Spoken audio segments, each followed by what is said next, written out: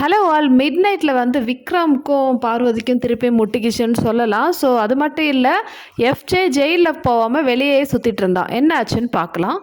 Big pass announce பண்ண மாதிரி விஜய் பார்வதி, அதுக்கப்புறம் திவாகர் அண்டு எஃப்ஜே இவங்க 3 பேரும் வந்து இம்மிடியட்டாக ஜெயிலுக்கு அனுப்பிட்டாங்க. ஸோ இதுக்கு இன்சார்ஜ் யாருன்னெலாம் பார்த்தீங்கன்னா விக்ரம், அமித் அண்டு கனி இவங்க 3 பேர் தான் வந்து இவங்க ஜெயிலுக்கு போகிறாங்களா இல்லையான்னு சொல்லிட்டு பார்த்துக்கணும்னு சொல்லிட்டாங்க. அதுக்கப்புறம் ரெஸ்ட் ரூம் போகிறதுக்காக இவங்கெல்லாம் வெளியே வந்திருக்காங்க. ஸோ பாரும் திவாகரும் வந்து உள்ளே போயிட்டாங்க. ஆனால் எஃப்ஜே வந்து உள்ளே போல சோஃபாவில் படுத்துட்டு இருந்தாங்க கார்டனில். ஸோ அதுக்கப்புறமேட்டு டின்னர்லாம் முடிஞ்சிச்சு. ஆக்சுவலி அமித் பார்த்தாச்சு எஃப்ஜே வந்து வெளியே தான் இருக்கான்னு சொல்லிட்டு. அப்போவே சொல்லியிருக்கலாம் நீ உள்ளே போய் படுன்னு சொல்லிட்டு. ஆனால் அமித் எதுவுமே வந்து பெருசாக கண்டுக்கல. ரொம்ப நேரம் வந்து ஹவுஸ்மேட்ஸ்லாம் வந்து ஜெயில்கிட்ட தான் இருந்தாங்க.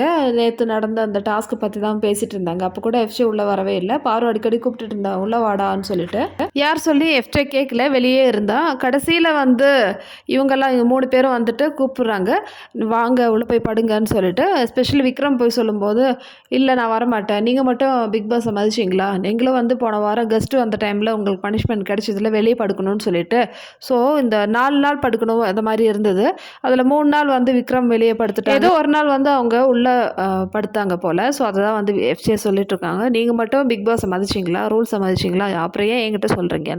ஸோ அதுக்கு வந்து கனியெல்லாம் சொல்கிறாங்க, இல்லைடா பிரச்சனை யாரும் உள்ளே போய் படுன்னு சொல்லும்போது கேட்க மாட்டேன்றாங்க. அப்படியே தான் வந்து கார்டனில் இருந்தாங்க. எஃப்ஜே கிட்ட பெருசாக வந்து ஆர்குமெண்ட்ஸ்லாம் பண்ணலை விக்ரம். நான் போய் படுறான்னு சொல்லும்போது எதுவாக இருந்தாலும் நான் பார்த்துக்கிறேன், நான் ஃபேஸ் பண்ணிக்கிறேன் பிக் பாஸ் கிட்ட அப்படின்னு எஃப்ஜே சொல்லிட்டாங்க. சரி அப்போ நீ பார்த்துக்குவல்ல, நீ உள்ள போய் படுக்க மாட்டல அப்படின்னு சொல்லிட்டு இவர் வந்து முடிச்சிட்டாரு. ஸோ இதை வந்து விஜய் பார் வந்து கேட்குறாங்க, அது என்ன அவங்ககிட்ட மட்டும் கேட்க மாட்டேன்றீங்க.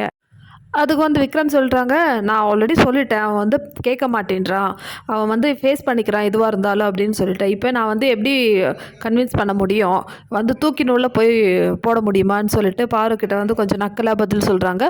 ஸோ உடனே வந்து இவங்க 2 பேருக்கும் வந்து சண்டே ஆகிடுச்சு.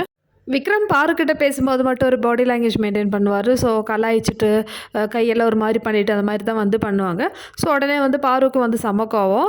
இவங்க என்கிட்ட மட்டும்தான் வந்து நொட்டுவார், அங்கே வந்து ஒருத்தர் வந்து வெளியே இருக்கான், அவனை போய் உள்ளே பிடிச்சி போட துப்பில்லை, என்கிட்ட வந்து நல்லா பேசுவார், இந்த பேச்சு அங்கே பேச வேண்டியது தானே, பேச மாட்டாங்க, எல்லாருமே என்கிட்ட தான் வருவீங்க, ஏன்னா பாருனா ஈஸி டார்கெட்டு, எல்லாருமே வந்து என்னை அடிச்சுக்கலாம் அப்படின்னு பாரு வந்து சொல்கிறாங்க. ஸோ விக்ரமும் வந்து ஆமாம் அப்படி தான் பண்ணுவேன்னு சொல்லிட்டு கலாய்ச்சிட்டு இருக்காங்க. ஆல்ரெடி வந்து பார்வையை செம்ம இரிட்டேட்டில் இருக்காங்க. என்ன பிக் பாஸ் எனக்கு கண்ணு வேறு சரியில்லை, எப்படியா நான் சரி பண்ணலாம் அப்படின்னு நினச்சேன், எனக்கு ரெஸ்ட் எடுக்கலாம்னு நினச்சேன், அதுக்குள்ளே இப்படி பண்ணிட்டீங்க.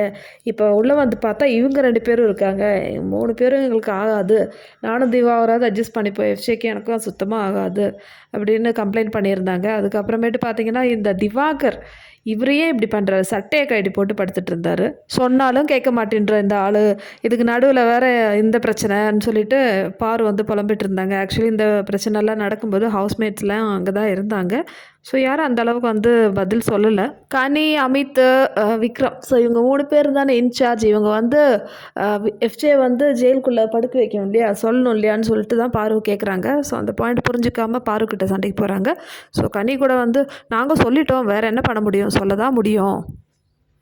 இந்த சண்டைக்கு அப்புறமேட்டு இவங்க 3 பேர் உள்ளே போயிட்டு பார்வை தான் வந்து குறை சொல்லிட்டுருக்காங்க. அது எப்படி அவன் வந்து உன்னை நொட்டெல்லாம் சொல்லலாம், எங்கே அங்கே இதை விட பெரிய பிரச்சனை போயிட்டுருக்கு, எஃப்ஜே வந்து உள்ளே பதுக்க மாட்டேன்றான்னு சொல்லிட்டு அதை பார்த்துக்காம பார்வை வாயை கிண்டி விட்டுட்டு அவள் வந்து இப்படி பேசிட்டான்னு சொல்லிட்டு கனி வந்து அவங்களுடைய வன்மம், அவ்வளோ வன்மம், இவங்களுக்கு எப்போ தான் வந்து சமாதானம் தெரியல, அவங்க தான் ஜெயிலையும் போட்டாச்சுல, இதுக்கு மேலே என்னடா வேணும் உங்களுக்கு, அந்த மாதிரி ஆயிடுச்சு.